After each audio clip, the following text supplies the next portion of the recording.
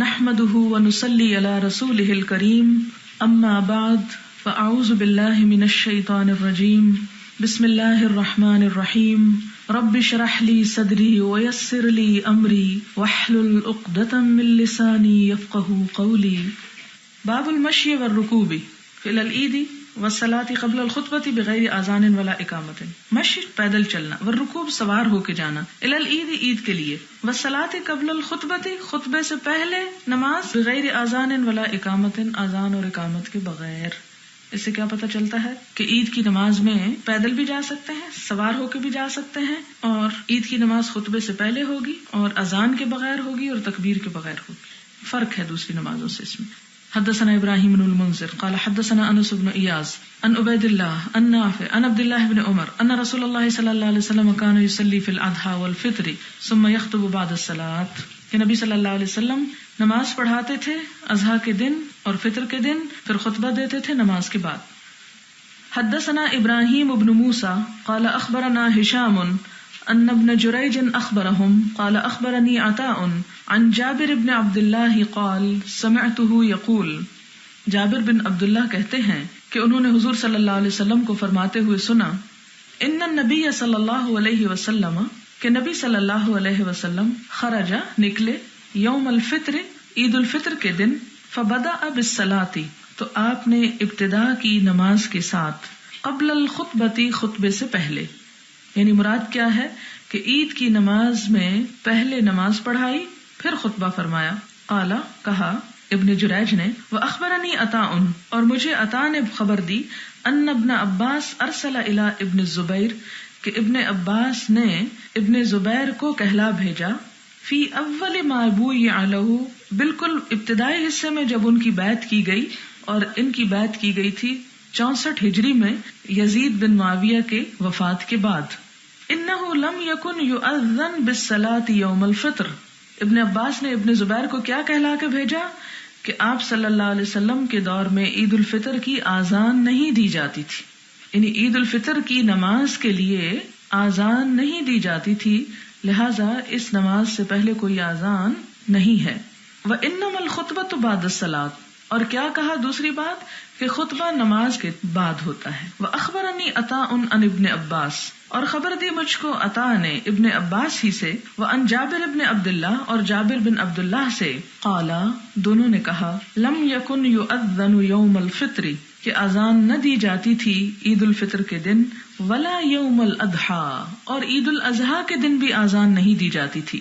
وعن جابر ابن عبداللہ اور جابر بن عبداللہ سے روایت ہے، قال سمعته یقول وہ کہتے ہیں کہ میں نے آپ کو فرماتے ہوئے سنا، ان النبی صلی اللہ علیہ وسلم کہ نبی صلی اللہ علیہ وسلم قام کھڑے ہوئے، فبدأ بالصلاۃ آپ نے ابتدا کی نماز کے ساتھ، ثم خطب الناس پھر لوگوں کو خطبہ دیا، بعد اس کے بعد، فلما تو جب فارغ ہوئے، نبی اللہ صلی اللہ علیہ وسلم نبی صلی اللہ علیہ وسلم، نزل تو اترے، یعنی کس سے اترے؟ ممبر سے، فأتى النساء تو عورتوں کے پاس آئے، فذکرہن تو ان کو نصیحت کی، وہو یتوکأ علی ید بلال اور آپ صلی اللہ علیہ وسلم جو تھے وہ ٹیک رکھے ہوئے تھے حضرت بلال کے ہاتھ پر. یعنی حضور صلی اللہ علیہ وسلم نے حضرت بلال کا ہاتھ پکڑ رکھا تھا یا اس کا ایک طرح سے سہارا لے رکھا تھا. وبلال باسط ثوبہ اور بلال جو تھے وہ اپنے کپڑا پھیلائے ہوئے تھے، یلقی فیہ النساء ڈال رہی تھی اس میں عورتیں، صدقۃ صدقہ. قلت لعطاء میں نے عطاء سے کہا، اترا حقا کیا تم سمجھتے ہو کہ یہ لازم ہے، حق ہے، علی الامام امام کے اوپر، یعنی امام کے اوپر لازم ہے، الآن اب بھی، ان یأتی النساء کہ وہ عورتوں کے پاس آئے، فیذکرہن پھر ان کو نصیحت کرے، حین یفرغ جب وہ فارغ ہو جائے، یعنی خطبے سے، مردوں کو خطبہ دے کر. قال ان ذلک لحق علیہم تو وہ کہتے ہیں کہ یقیناً یہ حق ہے ان پر، یعنی ائمہ پر. وما لہم الا یفعلوا اور کیا ہے ان کو کہ وہ ایسا نہ کریں. اس سے 2-3 باتیں پتہ چلتی ہیں. یہ جو آخری حصہ ہے حدیث کا کہ آپ صلی اللہ علیہ وسلم نے عید کے دن کیا عمل کیا، سب سے پہلے تو نماز پڑھائی، پھر اس کے بعد خطبہ دیا، پھر اس کے بعد آپ صلی اللہ علیہ وسلم عورتوں کے پاس آئے. ہم یہ دیکھتے ہیں کہ آپ صلی اللہ علیہ وسلم جمعے کے روز الگ سے خطبہ عورتوں کو نہیں دیتے تھے، عید کے دن دیتے ہیں. کیوں؟ اس کی وجہ یہ ہے کہ عید کے دن کراؤڈ بڑا ہوتا ہے، اور اس زمانے میں لاؤڈ سپیکرز نہیں تھے کہ خاموشی کے باوجود عورتیں، چونکہ پہلے یہ باتیں بہت ڈسکس ہو چکی کہ کس وجہ سے جماعت میں سب سے پیچھے ہوتی تھی، بالکل آخری حصے میں ہوتی تھی، لہٰذا ان تک پوری طرح بات نہیں پہنچتی تھی. دوسری بات یہ ہے کہ بعض اوقات کچھ مسائل ایسے بھی ہوتے ہیں کہ جو براہ راست عورتوں کو سمجھائے جانے چاہیے اور اس کا اہتمام ضروری ہے. ان دو وجوہات کی بنا پر آپ صلی اللہ علیہ وسلم جب مردوں کا خطبہ دے چکے تو عورتوں کے پاس بطور خاص آئے اور ان کو کچھ نصیحت کی. اس کا آگے کی حدیث میں ذکر آئے گا کہ وہ نصیحت کیا تھی، پیچھے بھی پڑھ چکی ہیں، کچھ تفصیل آگے آ جائے گی، آپ دہرا لیں گی. ایک اور بات یہ پتہ چلتی ہے کہ جب آپ صلی اللہ علیہ وسلم عورتوں کے پاس گئے تو آپ کے ساتھ حضرت بلال بھی تھے. پھر ہم دیکھتے ہیں کہ آپ صلی اللہ علیہ وسلم حضرت بلال کا ہاتھ تھامے ہوئے تھے. تو اس سے کیا پتہ چلتا ہے کہ گفتگو کرتے وقت اگر انسان اپنے دوست کا یا ساتھی کا ہاتھ پکڑے ہوئے ہے تو اس سے اس خطبے میں یا اس تعلیم میں فرق نہیں پڑتا، کیونکہ آپ وہاں پر بیٹھے نہیں تھے بلکہ کھڑے ہو کر ہی دے رہے تھے، اور یوں محسوس ہوتا ہے کہ جیسے ہاتھ میں ہاتھ ڈال کے چلے آ رہے تھے. پھر جب آپ فرما رہے تھے خطبہ عورتوں کے لیے خاص طور پر تو آپ نے ہاتھ ان کا پکڑا ہوا تھا.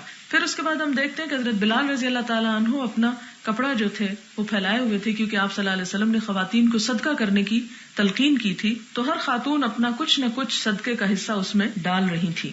اس سے کیا پتہ چلتا ہے کہ کسی کے ہاتھ میں دینے سے بھی اجر کم نہیں ہوتا اگر نیت اللہ کی رضا ہو. اور پھر کیا ہوا کہ وہ خطبہ دے کے آپ تشریف لے گئے. اس کے بعد جو یہ حدیث روایت کر رہے ہیں وہ اپنے استاد سے پوچھتے ہیں کہ کیا آج کے دور میں بھی یہ کام کیا جانا چاہیے کہ مرد علماء جو ہیں وہ عورتوں کو خاص طور پر الگ سے تلقین کرے؟ تو ان کے استاد بتاتے ہیں کہ کیوں نہیں، یہ ان پر لازم ہے. یعنی یہ ایک طرح سے سنت کی پیروی ہے کہ آپ صلی اللہ علیہ وسلم نے اگر ایسا کیا تو باقی لوگوں کو بھی کرنا چاہیے. کیونکہ اصل غرض کیا تھی اس خطبے کی کہ عورتوں کو تعلیم دی جائے. تو عورت کی تعلیم اگر حضور صلی اللہ علیہ وسلم کے زمانے میں ضروری تھی، جبکہ صحابہ کرام، ان کے شوہر اور بھائی وغیرہ انہیں سکھانے والے موجود تھے، تو اس کے بعد کے دور میں بھی ضروری ہے. اس سے ایک اور اہم بات یہ پتہ چلتی ہے کہ مرد استاد عورتوں کو تعلیم دے سکتا ہے اور دینی چاہیے بوقت ضرورت، کیونکہ بعض اوقات کسی خاص فیلڈ میں ماہر خواتین موجود نہ ہوں تو اس صورت میں زیادہ ضروری ہے. لیکن اگر موجود ہوں بھی اور وہ اویلیبل نہ ہو یا اس کے لیے پاسبلٹی نہ ہو تو مرد استاد سے پڑھنے میں حرج کی بات نہیں ہے. باب الخطبۃ بعد العید، عید کے بعد خطبہ دینا. حدثنا ابو عاصم قال اخبرنا ابن جریج قال اخبرنا الحسن بن مسلم عن طاووس عن ابن عباس قال شهدت العید مع رسول اللہ صلی اللہ علیہ وسلم وابی بکر وعمر وعثمان رضی اللہ عنہم. ابن عباس کہتے ہیں کہ میں حاضر ہوا عید میں آپ صلی اللہ علیہ وسلم کے ساتھ اور آپ کے صحابہ میں سے ابو بکر، عمر اور عثمان رضی اللہ تعالی عنہم کے ساتھ. حضرت علی کا نام نہیں تو ہو سکتا ہے کہ یہ اس وقت حدیث بیان کر رہے ہوں جب حضرت علی کے دور خلافت ابھی آیا نہ ہو، اور دوسری بات یہ ہے کہ ہو سکتا ہے کہ انہیں حضرت علی کے ساتھ عید کی نماز پڑھنے کا اتفاق نہ ہوا. یہ دونوں چیزیں ہو سکتی. پھر اس میں ایک اور بات یہ بھی ہے کہ حضرت علی کے دور میں جو مرکز تھا وہ مدینہ کی بجائے کوفہ میں منتقل ہو گیا تھا، تو پھر جہاں امام ہوتا ہے وہ وہیں پر نماز پڑھاتا ہے، اور اس کی وجہ سے انہوں نے ان کے طرز عمل کو کوٹ نہیں کیا. لیکن اس سے یہ نہیں پتا چلتا کہ حضرت علی نعوذ باللہ حضور صلی اللہ علیہ وسلم کی سنت کو فالو نہیں کرنے والے تھے، وہ بھی فالو کرنے والے تھے. یہاں یہ بتانا یہ چاہتے ہیں فَكُلُّهُمْ كَانُوا يُصَلُّونَ قَبْلَ الْخُطْبَةِ، کہ ان تمام کا طریقہ کار کیا تھا کہ یہ خطبے سے پہلے نماز پڑھتے تھے. یہ بات بار بار کیوں آ رہی ہے؟ اس کی دو وجوہات ہیں. ایک تو یہ بتانے کے لیے کہ عید کی نماز جمعے کی نماز سے تھوڑی مختلف ہوتی ہے. جمعے کے باب میں آپ پڑھ چکے ہیں کہ جمعے کا خطبہ پہلے ہوتا ہے اور نماز بعد میں ہوتی ہے، جبکہ عید کے دن نماز پہلے ہے، خطبہ بعد میں ہے. دوسری بات یہ ہے کہ چونکہ اس سنت کو کچھ بدلنے کی کوشش کی گئی تھی مروان کی طرف سے، اس نے یہ رواج ڈالا تھا کہ خطبہ پہلے اور نماز بعد میں، اور وجہ اس نے اپنا خوف بتایا تھا کہ اگر میں پہلے نماز پڑھا دوں تو ہمارا خطبہ سننے کے لیے کوئی بھی یہاں بچے گا نہیں. تو لیکن ہم دیکھتے ہیں کہ کسی بھی اور کا عمل جو ہے وہ حضور صلی اللہ علیہ وسلم کے عمل کے مقابلے میں کوئی حیثیت نہیں رکھتا. اس لیے اگر بعد میں کوئی ایسا رواج پڑ بھی جائے اور لوگوں میں عام ہو بھی جائے تو بھی اصل بات کیا ہے اور اہم بات کیا ہے کہ کس چیز کا اہتمام کیا جائے؟ اسی چیز کا جو آپ صلی اللہ علیہ وسلم اور آپ کے قریبی صحابہ کرام کیا کرتے تھے. اگلی حدیث ہے حدثنا یعقوب بن ابراہیم قال حدثنا ابو اسامہ قال حدثنا عبید اللہ عن نافع عن ابن عمر قال كان رسول اللہ صلی اللہ علیہ وسلم وابو بکر وعمر رضی اللہ عنہما یصلون العیدین قبل الخطبہ. اس حدیث میں بھی وہی مفہوم ہے جو پیچھے ہے. اس میں ابن عمر راوی ہے اور اس سے پچھلی میں ابن عباس. ابن عمر 2 صحابہ کرام کا ذکر کرتے ہیں جبکہ ابن عباس 3 کا کرتے ہیں، بس اتنا فرق ہے. حدثنا سلیمان بن حرب قال حدثنا شعبہ عن عدی بن ثابت عن سعید بن جبیر عن ابن عباس ان النبی صلی اللہ علیہ وسلم صلی یوم الفطر رکعتین لم یصلی قبلها.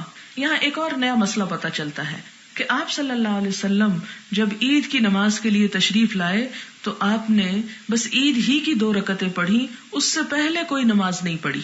یعنی مثلاً آپ عیدگاہ میں جاتے ہیں تو عیدگاہ کے نفل کوئی نہیں ہے، ٹھیک ہے. جس طرح آپ مسجد میں جاتے ہیں تو تحیۃ المسجد آپ پڑھتے ہیں.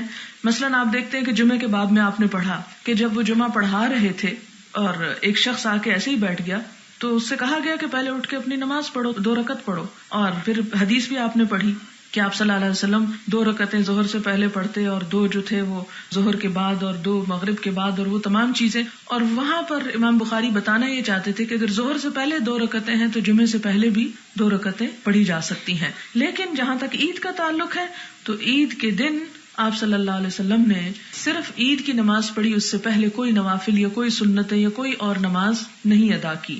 اور اس طرح عید کے بعد بھی نہیں پڑھی، یعنی لم یصلی قبلہا ولا بعدہا، نہ تو عید سے پہلے نماز کوئی پڑھی اور نہ اس کے بعد پڑھی. ثم اتى النساء ومعه بلال فامرهن بالصدقہ. پھر آپ عورتوں کے پاس آئے اور آپ کے ساتھ حضرت بلال تھے تو آپ نے ان کو حکم دیا صدقہ کا. فجعلن یلقین، تو وہ اپنے زیورات ڈالنے لگی. تلقی المرأة خرصها وسخابها، تو ڈال رہی تھی عورت خرصها اپنی بالی، وسخابها اور ہار، یعنی اپنے گلے کے زیور اور جو کانوں کے زیورات تھے وہ نکال کے ڈال رہی تھی. اس سے کیا پتہ چلتا ہے کہ عیدگاہ میں عورتیں جب آئیں تو زینت کے ساتھ آ سکتی ہیں، لیکن زینت چھپا کے آئیں. اب ہمارے ہاں کیا کہا جاتا ہے، اگر آپ بعض اوقات اس کتاب میں بھی حاشیے پڑھیں تو اس میں لکھا ہے کہ عورت عیدگاہ آئے تو زیور نہ پہن کے آئے یا زینت نہ کر کے آئے. نہیں، وہ اچھے کپڑے بھی پہن سکتی ہے، وہ زیور بھی پہن سکتی ہے، لیکن یہ ہے کہ اس کو اتنا سلیقہ بھی آنا چاہیے کہ ان زیورات اور کپڑے کی حفاظت کیسے کرنی ہے، اس زینت کو اس نے چھپانا کیسے ہے. تو یہاں پر آپ کو یہ پتہ چلتا ہے کہ اسلام نہ افراد سکھاتا نہ تفریط، نہ ادھر کی شدت نہ ادھر کی شدت. تو یہاں اس سے یہ بھی ہمیں پتہ چلتا ہے کہ زیورات اگر انہوں نے پہنے ہی نہ ہوتے اور زیور پہن کر عیدگاہ جانا منع ہوتا تو وہ پھر صدقہ کہاں سے کرتی. اور آپ سب سے پہلے تو انہیں یہ کہتے کہ یہ زیور کہاں سے نکال رہی ہو، یہ کیوں پہن کے آئی ہو، یہ تمہیں کس نے کہا. لیکن وہ حضرت بلال لے رہے تھے اور حضور صلی اللہ علیہ وسلم کا ہاتھ ان کے ہاتھ میں تھا. اس سے یہ بھی پتہ چلتا ہے کہ بالکل قریب ہی کھڑے تھے اور آپ صلی اللہ علیہ وسلم دیکھ رہے تھے. اور آپ نے کسی عورت کو یہ نہیں کہا کہ آج کے بعد تم رنگ نہیں پہننا اور آج کے بعد تم کانٹا نہیں پہننا یا گلے میں کچھ نہیں پہننا. نہیں، زیور جو ہے وہ عورت کی پہچان ہے، عورت کی زینت ہے. اور قرآن میں بھی آتا ہے خاص طور پر عورت کی پہچان کہ افمن ینشأ فی الحلیۃ، کیا بھلا وہ جو زیورات میں پالی جاتی ہے. اور حضرت اسامہ کا وہ واقعہ بھی آپ کو یاد ہے، جب ان کو چوٹ لگ گئی تھی تو آپ صلی اللہ علیہ وسلم ان کا خون صاف کر رہے تھے اور ساتھ یہ فرما رہے تھے اسامہ اگر بیٹی ہوتا ہم اس کو زیور پہناتے، اسامہ اگر بیٹی ہوتا ہم اس کو اچھے اچھے کپڑے پہناتے. تو گویا اس کے لاڈ کر رہے تھے اس طرح. تو یہ کہنا کہ زیورات جو ہیں وہ عورت کے لیے اسراف ہے یا نہیں پہننا چاہیے، یہ دین میں ایک حد سے بڑی ہوئی بات ہے جس سے دین پھر اتنا سخت ہو جائے گا کہ قابل عمل نہیں رہے گا. تو ہم نہ حرام کو حلال کر سکتے ہیں نہ حلال کو حرام کر سکتے ہیں. حدثنا آدم قال حدثنا شعبہ قال حدثنا زبید قال سمعت الشعبی عن البراء بن عازب قال قال النبی صلی اللہ علیہ وسلم ان اول ما نبدأ فی یومنا ھذا. آپ صلی اللہ علیہ وسلم نے فرمایا کہ پہلی چیز جس سے ہم دن کی ابتدا کریں گے وہ کیا ہے، ان نصلی، کہ ہم نماز پڑھیں گے. ثم نرجع فننحر، پھر ہم لوٹیں گے، پھر ہم قربانی کریں گے. فمن فعل ذلك، جس نے ایسا کیا. اس سے ایک اور ترتیب پتہ چلتی ہے کہ سب سے پہلی چیز نماز، خطبہ، عیدگاہ سے واپسی اور قربانی، یعنی عید الاضحیٰ کے دن، یعنی قربانی نمبر 3 ہوگی. جبکہ آپ دیکھتے ہیں کہ پیچھے آپ حدیث پڑھ چکے اور آئندہ بھی کتاب المناسک میں آئے گا کہ عید کے دن، وہ عید جس میں لوگ حج کر رہے تھے، یعنی جو 10ویں تاریخ تھی ذوالحج کی، اس دن جب حج کے دوران کچھ لوگوں نے پہلے رمی کر لی، کسی نے قربانی پہلے کر لی، کسی نے بال پہلے ترشوا لیے یا منڈوا لیے، تو اس میں جو شخص آپ کے پاس آتا کہ یا رسول اللہ صلی اللہ علیہ وسلم میں نے پہلے یہ کر لیا، تو آپ فرماتے کوئی حرج نہیں. دوسرا آتا میں نے رمی پہلے کر لیا، آپ فرماتے کوئی حرج نہیں. تیسرا آتا میں نے حلق کر لیا، آپ فرماتے کوئی حرج نہیں. اس سے کیا پتہ چلتا ہے؟ عید کے دن جب ہم مسلمان یہاں پر بیٹھے عید کر رہے ہوں گے تو اس ترتیب کا لحاظ رکھنا ہوگا. لیکن جو لوگ منا میں ہیں، اگر وہ پہلے قربانی اور بعد میں رمی، یا پہلے رمی اور بعد میں سر منڈواتے ہیں، تو اس میں حرج کی بات نہیں ہے. وہاں ترتیب بدلی جا سکتی ہے، یہاں ترتیب نہیں بدلی جا سکتی. پھر آپ نے کیا فرمایا؟ فمن فعل ذالک، جس نے ایسا کیا، فقد اصاب سنتنا، تو اس نے ہماری سنت کو پا لیا. ومن نحر قبل الصلاۃ، اور جس نے نماز سے پہلے قربانی کر لی، فانما هو لحم، تو وہ تو بس ایک گوشت ہے، قدمہ لأہلہ، جو اس نے اپنے گھر والوں کی خدمت میں پیش کیا. لیس من النسک فی شیء، اس کا اس خاص قربانی سے یعنی نسک سے کوئی تعلق نہیں. اور نسک سے مراد یہاں وہ قربانی جو بطور شاعر کی جاتی ہے. فقال رجل من الانصار، تو انصار میں سے ایک شخص کہنے لگا، یقال له ابو بردہ بن نیار، جس کا نام ابو بردہ بن نیار تھا، یا رسول اللہ، اے اللہ کے رسول صلی اللہ علیہ وسلم، ذبحت، میں نے ذبح کر لی، یعنی میں تو عید پڑھنے سے پہلے ہی ذبح کر کے آ گیا ہوں. وعندی جزعۃ، اور میرے پاس ایک سال کی بچیا یعنی گائے کا بچہ ہے، خیر من مسنۃ، جو زیادہ بہتر ہے 2 سالہ بکری سے. فقال، تو آپ نے فرمایا، اجعلہ مکانہ، اس کو اس کی جگہ تم قربان کر دو. ولن توفی او تجزی عن احد بعدک، لیکن اس کے بعد یعنی تیرے بعد یہ بات کسی کو کافی نہ ہوگی. یعنی آپ کی یہ گنجائش یا رخصت جو تھی یہ صرف ابو بردہ کے لیے تھی، اس کے بعد کسی اور کے لیے نہیں، کہ 2 سالہ بکری ذبح کرنا یا 2 دانت کی بکری جو ہے وہ دوندی جسے کہتے ہیں وہ ذبح کرنا ضروری ہے. لیکن وہ شخص چونکہ پہلے بھی ایک کر چکا تھا عید سے پہلے، اب وہ قربانی تو اس کی انویلڈ ہو گئی، اس کو اب دوبارہ ایک اور کرنی تھی، لہٰذا آپ نے وقتی طور پر اس کو رخصت دی. لیکن فرمایا اس کے بعد کوئی اور ایسا نہ کرے، کیونکہ اس کو تو حکم معلوم نہیں تھا، لیکن اب واضح ہو گیا اور آئندہ سب لوگوں کو یہ حکم پتہ ہونا چاہیے. باب ما یکرہ من حمل السلاح فی العید والحرم. وقال الحسن نهوا ان يحمل السلاح يوم عيد الا ان يخافوا عدوا. باب ما یکرہ، جو ناپسند کیا جاتا ہے، من حمل السلاح، اسلحہ اٹھانے میں سے، فی العید، عید کے دن، یعنی عید کے دن اسلحہ سجا کر نہ جائیں، والحرم، اور حرم کے اندر. حرم کیا ہے؟ ایک تو مکہ ہے اور دوسرا مدینہ. مدینہ کا جو اندرونی حصہ ہے آپ نے اس کو بھی حرم قرار دیا. وقال الحسن، اور امام حسن بصری کہتے ہیں، نہو، لوگ روکے گئے، منع کیے گئے، ان یحمل السلاح، کہ وہ اسلحے کو اٹھائیں، یوم عید، عید کے دن، الا ان یخافوا عدوا، مگر یہ کہ وہ دشمن سے ڈر رہے ہوں، یعنی جنگ کا خطرہ ہو. تو پھر عید کی نماز بھی اسلحے کے ساتھ پڑھی جا سکتی ہے. ادروائز بلا ضرورت شہروں میں گزرتے ہوئے ہتھیار سامنے عیاں لے کے چلنے سے منع کیا گیا ہے، کہ کہیں ایسا نہ ہو کہ کسی کو لگ جائے. اس دور میں جیسے تیر بھالے وغیرہ تھے تو ان کو بھی منع کیا گیا، اور آج کے دور میں اگر کوئی شخص اس انداز میں کوئی پسٹل یا کوئی اور چیز لے کے جا رہا ہے تو آپ دیکھیں کہ بعض اوقات اچانک گولی لگ جاتی ہے. اس قسم کا اسلحہ کھول کے رکھنے سے یا سجا کے نکلنے سے بغرض فخر و غرور اجازت نہیں دی گئی. ہاں اگر دشمن کا ڈر ہو تو پھر آپ تیار رہ کے جا سکتے ہیں اسلحے کے ساتھ بھی.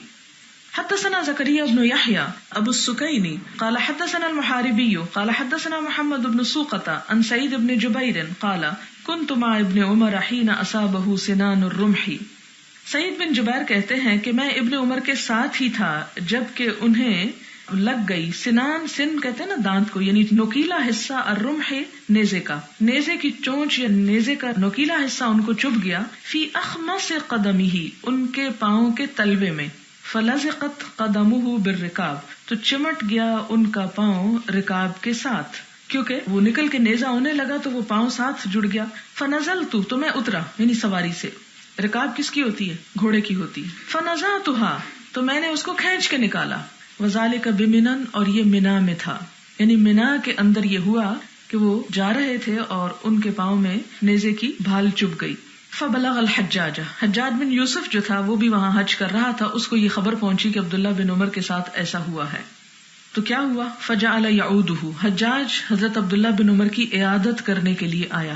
یعود، عیادت. فقال الحجاج، تو حجاج نے کہا، لو نعلم من اصابک، اگر ہم جانتے کہ کس نے تجھ کو یہ تکلیف پہنچائی، اصابک پہنچایا تجھ کو، یعنی یہ نیزہ مارا، فقال ابن عمر، تو ابن عمر کہتے ہیں انت عصبتنی، تو نے ہی یہ نیزہ مجھے مارا ہے. حالانکہ ڈائریکٹلی اس نے نہیں مارا تھا، لیکن کیوں کہا؟ اس لیے کہ تو نے لوگوں کو اجازت دی ہے کہ اس طرح لوگ لے کے اسلحہ ننگا نکلیں، تو اس کی وجہ سے مجھے تکلیف پہنچی. اور اس لیے بھی کہا جاتا ہے کہ حضرت عبداللہ بن عمر کی بہت مخالفت کرتا تھا حجاج 2-3 وجوہات کی بنیاد پر. ایک تو یہ ہے کہ انہوں نے اس کو عبداللہ بن زبیر کی مخالفت سے روکا تھا، لیکن وہ نہ مانا، اس لیے بھی. پھر اسی طرح یہ ہے کہ عبداللہ بن عمر نے ان کو خانہ کعبہ پر منجنیق لگانے سے، جو کہ ایک توپ کی طرح ہوتی ہے، منع کیا کیونکہ اس سے کعبہ کو نقصان پہنچا تھا. تو ان وجوہات کی بنا پر حجاج اور عبداللہ بن عمر کے درمیان تعلقات جو تھے وہ درست نہیں تھے. لیکن اس سے آپ دیکھیں کہ پھر بھی یہ لوگ بغاوت نہیں کرتے تھے کہ ٹھیک ہے وہ امیر الحج ہے تو ہو، لیکن جو حق بات ہے وہ اپنی جگہ ہے. پھر آپ دیکھتے ہیں کہ وہ کہتے ہیں کہ تم نے ہی مجھ کو مارا. قال وکیفا، اس نے کہا کہ وہ کیسے، میں نے کیسے مارا، میں تو نہیں تھا یہاں.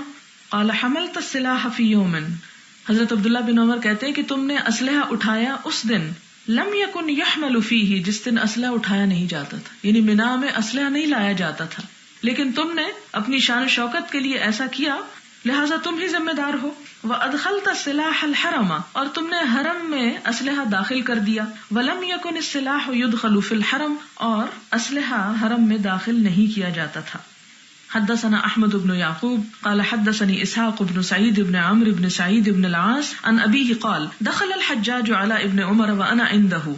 اب یہ ایک اور صحابی روایت کرتے ہیں کہ میں اس وقت حضرت ابن عمر کے پاس تھا جب حجاج آیا. فقال کیف ہوا، اس نے کہا یہ کیسے ہیں. فقال صالح، تو انہوں نے کہا اچھا ہوں. قال، اس نے پوچھا من اصابک، آپ کو یہ کس نے مارا ہے. قال اصابنی من امر بحمل السلاح، تو انہوں نے کہا کہ پہنچا مجھ کو اس کے حکم سے جس نے ہتھیار اٹھانے کا حکم دیا ہے، یعنی جس نے ہتھیار اٹھانے کو کہا اس کے اٹھانے کے حکم دینے کی وجہ سے مجھے یہ تکلیف پہنچی. فی یوم لا یحل فیہ حملہ، اس دن کے جس دن ہتھیار اٹھانے کی اجازت نہیں یا اس کا اٹھانا حلال نہیں. یعنی الحجاج، مراد تھی ان کی کہ حجاج. باب التبکیر للعید، تبکیر بکرا جلدی، جلدی جانا عید کے لیے، صبح سویرے عید پڑھنا. وقال عبداللہ ابن بسر، عبداللہ بن بسر کہتے ہیں، یہ صحابی ہیں، ان کننا فرغنا فی هذه الساعۃ، کہ یقیناً ہم فارغ ہو جاتے تھے اس گھڑی میں، یعنی صبح صبح نماز پڑھ لیا کرتے تھے. وذالک حین التسبیح، اور یہ اس وقت یعنی جس وقت نفل پڑھنا درست ہوتا ہے. تسبیح سے مراد نفل ہے، یعنی صبح کے نفل جن کو اشراق کہا جاتا ہے. مطلب کیا ہے کہ سورج جب ایک نیزہ یا 2 نیزے کے برابر اونچا ہو جاتا ہے تو اس وقت عید پڑھنے کا افضل وقت ہوتا ہے. اس کے بعد تاخیر سے جب سورج خوب چمک اٹھے تو وہ مسنون وقت نہیں ہے، پڑھی تو جا سکتی ہے لیٹ بھی، لیکن افضل وقت کیا ہے کہ جلد سے جلد پڑھ لی جائے. اور حضور صلی اللہ علیہ وسلم کا طریقہ کیا تھا کہ نماز عید الفطر کب ادا کرتے تھے؟ جب سورج 2 نیزے کے برابر ہوتا تھا. اور عید الاضحیٰ اس سے بھی ارلی. اس کی وجہ کیا ہے؟ اس کی وجہ یہ ہے کہ عید الفطر میں تو میٹھا کھا کے جانے کا کہا گیا اور کھجوریں کھا کے، اگر کوئی 3 یا 5 کھجوریں کھا لیتا ہے تو دن بھر کا ناشتہ ہو جاتا ہے اس کا. لیکن عید الاضحیٰ میں ایک طرح سے روزے کی کیفیت ہوتی ہے اور اس کے بعد واپس آ کے سب کو قربانی بھی کرنا ہوتی ہے، اس لیے اس کو اور بھی جلدی، یعنی یوں سمجھے کہ عید الاضحیٰ اس وقت جب سورج 1 نیزے کے برابر ہوتا اوپر آتا، اور عید الفطر جب 2 کے برابر. تھوڑا سا ان میں بھی فرق رکھا گیا. لیکن آپ دیکھیں کہ ہمارے ہاں ان تمام سنتوں کی پرواہ نہیں کی گئی اور دیگر وجوہات اور مجبوریوں کو سامنے رکھ کے نمازیں لیٹ ہوتی ہیں، جس کی وجہ سے پھر قربانی میں تاخیر اور ایک افراتفری کا سما ہوتا ہے. اور بعض اوقات موسم بھی ایسا ہوتا ہے کہ کیونکہ کھلے میدان میں پڑھنی ہوتی ہے تو اتنے ٹینٹ وغیرہ تو نہیں لگائے جا سکتے، اس لیے شدید گرمی میں بھی اگر سورج ابھی نکلا ہی ہے اور عید پڑھ لی جاتی ہے اور لوگ اس کے لیے جمع ہو جاتے ہیں تو یہ زیادہ بہتر ہے بنسبت اس کے کہ بہت تاخیر کی جائے. اور ان ساری وجوہات کو ایک طرف رکھیں، اصل بات ہے حضور صلی اللہ علیہ وسلم کا طریقہ. حدثنا سلیمان بن حرب قال حدثنا شعبۃ عن زبید عن الشعبی عن البراء قال خطبنا النبي صلی اللہ علیہ وسلم یوم النحر فقال. یہاں حضرت براء روایت کرتے ہیں کہ حضور صلی اللہ علیہ وسلم نے ہمیں عید الاضحیٰ کے دن یوم النحر، نحر کہتے ہیں قربانی کو، تو عید الاضحیٰ کے دن کو یوم النحر بھی کہا گیا. یوم النحر کس کے لیے ہوتا ہے؟ جو حج کر رہے ہوتے ہیں، وہ عید الاضحیٰ نہیں کہتے اس دن کو، اس کو یوم النحر کہتے ہیں. کہ آپ صلی اللہ علیہ وسلم نے ہمیں یوم النحر کو خطبہ دیا، پھر کیا فرمایا؟ ان اول ما نبدأ به في يومنا هذا ان نصلي ثم نرجع فننحر فمن فعل ذلك فقد اصاب سنتنا ومن ذبح قبل ان يصلي فانما هو لحم عجله لاهله ليس من النسك في شيء فقام خالي ابو بردة بن نيار فقال يا رسول الله انا ذبحت قبل ان اصلي وعندي جزعة خير من مسنة قال اجعلها مكانها. تو آپ نے فرمایا کہ اب اس قربانی کی جگہ بکری کی بجائے تم یہ بچھیا کر سکتے ہو. او قال اذبحها ولن تجزي جزعة عن احد بعدك. آپ نے فرمایا اچھا تم تو ذبح کر لو لیکن تمہارے بعد اتنی چھوٹی بچیا کی قربانی جو ہے وہ کوئی اور نہیں کر سکتا. یہ حدیث پیچھے ہم چونکہ پڑھ چکے ہیں. یہاں صرف یہ بتانا چاہوں گی کہ یوم النحر وہاں کے لیے ہوتا ہے لیکن اس کو عام بھی استعمال کیا گیا ہے، یعنی عید کے لیے دوسرا نام بھی ہے. عید الاضحیٰ کی بجائے یوم النحر سے مراد عید الاضحیٰ ہی ہوتی ہے، یعنی آلٹرنیٹلی دونوں لفظ آ سکتے ہیں. باب فضل العمل فی ایام التشریق. ایام تشریق میں افضل ترین عمل. یہ ایام تشریق کون سے ہوتے ہیں؟ تشریق کا جو روٹ ہے وہ تو شین ر قاف ہے، شرق. اور شرق کا کیا مطلب ہوتا ہے؟ یہ مشرق یعنی سورج کا طلوع ہونا.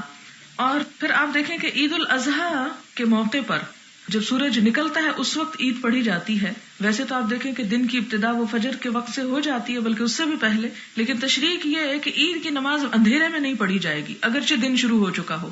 ابھی تھوڑی دیر پہلے میں نے آپ کو بتایا نا کہ اسلامی کیلنڈر میں دن کی ابتدا کب ہو جاتی ہے، یعنی چاند کے نکلنے کے وقت سے. چاند کا یہ مطلب ہے کہ جب ہلال نکلتا ہے، یہ نہیں کہ اگر آخری تاریخوں میں سویر کو چاند نکل رہا ہے تو ہم اس کو وہیں پہ لے جائیں گے. مراد یہ کہ مغرب ایک دن کا جب سورج غروب ہوتا ہے تو اگلا دن شروع ہو جاتا ہے. اب کوئی یہ کہے کہ دن شروع ہو چکا ہے لہٰذا ہم رات کو ہی نماز پڑھ کے سو جاتے ہیں تاکہ سویرے سویرے قربانی کر لیں، تو ایسا نہیں کر سکتے. اس سے مراد یہ ہے کہ جب سورج طلوع ہوگا اس وقت یہ کام ہوگا، یعنی شروق کے ساتھ مراد ہے. اور اصل میں ایام ذی الحج کو ایام تشریق بولا جاتا ہے، 11، 12 اور 13 کو. اور عید کس تاریخ کو ہوتی ہے؟ 10 تاریخ کو. تو عید والے دن کو تو یوم النحر کہا گیا اور اس کے بعد جو 3 دن ہیں ان کو تشریق کہا گیا. اس میں کیا کرنا چاہیے آگے بتایا جائے گا. یعنی یہاں یہ بات کیوں آ رہی ہے کہ عید کے دن کا افضل ترین عمل کیا ہے. یعنی ٹھیک ہے قربانی کرنا ہے، نماز پڑھنا ہے، لیکن کوئی اور کام بھی کرنا ضروری ہوتا ہے، اور وہ کیا ہے؟ وقال ابن عباس کہتے ہیں وَيَذْكُرُ اسْمَ اللَّهِ فِي أَيَّامٍ مَعْلُومَاتٍ، اور ذکر کرتے ہیں اللہ کا معلوم دنوں میں. معلوم دنوں سے کیا مراد ہے؟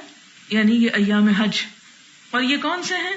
ایام العشر، حج کے دن، یعنی 10 دن ذی الحج کے، یعنی 10 دن وہ ذو الحج کے جو ہیں، کیونکہ احرام کب باندھا جاتا ہے؟ 8 تاریخ کو. تو یہ پہلا سارا عشرہ جو ہے یہ بڑا مبارک ہے. بل ایام المعدودات ایام التشریق، اور ایام معدودات سے مراد ایام تشریق ہیں. وکان ابن عمر و ابو ہریرہ یخرجان الی السوق، ابن عمر اور ابو ہریرہ جو تھے نکل جاتے تھے دونوں بازار کی طرف. کب؟ فی ایام العشر، ان 10 دنوں میں. یکبران، تکبیریں پڑھتے تھے. ویکبر الناس بتکبیرہما، اور لوگ بھی ان کی تکبیروں کے ساتھ تکبیر پڑھتے تھے. یعنی جب وہ پڑھتے تو اور لوگ بھی بازار سارا پڑھنے لگتا. وکبر محمد بن علی خلف النافلہ، اور امام محمد بن علی جن کو امام باقر کہا جاتا ہے یہ بھی نفل نماز کے بعد تکبیر پڑھا کرتے تھے. اب یہ کون سی تکبیریں ہیں؟ یہ ذو الحج کے پہلے 10 دن کی تکبیریں ہیں اور یہ جاری رہتی ہیں کب تک؟ ایام تشریق، یعنی 13 تاریخ تک جاری رہتی ہیں. اور اس میں تکبیر کیا پڑھنی چاہیے؟ آپ کو معلوم ہے نا کہ جو عید الفطر ہوتی ہے اس میں بھی تکبیریں پڑھی جاتی ہیں اور 2 طرح سے پڑھی جاتی ہیں. اللہ اکبر، اللہ اکبر، لا الہ الا اللہ واللہ اکبر، اللہ اکبر وللہ الحمد، ایک یہ ہے. اور ایک ہے اللہ اکبر کبیرہ والحمد للہ کثیرہ وسبحان اللہ بکرۃ واصیلا، ایک یہ بھی پڑھی جاتی ہے. ان میں سے جو بھی پڑھنا چاہے وہ پڑھ سکتا ہے. اور یہ کیوں پڑھی جاتی ہے؟ ایک تو قرآن پاک میں یہ فرمایا گیا کہ اللہ کا نام معلوم دنوں میں کثرت سے وہ لیتے ہیں، تو یہ اللہ کا ذکر کیا ہے؟ یعنی تکبیر مراد ہے اس سے. پھر آپ دیکھیں کہ یہ چھوٹی عید کے دن ہوتا ہے تو بڑی عید کے دن صرف عید کے دن نہیں شروع ہوتا، بلکہ حضرت ابو ہریرہ اور حضرت ابن عمر کے عمل سے، جو وہ صرف ان کا تنہا عمل نہیں تھا بلکہ بازار میں جا کے کرتے تھے اور سب لوگ بھی شریک ہو جاتے تھے، جس سے پتہ چلتا ہے کہ اور لوگوں کو بھی اس سنت کا علم تھا. لیکن علم ہونے کے باوجود بعض اوقات عمل میں بہت کم لوگ آگے بڑھتے ہیں.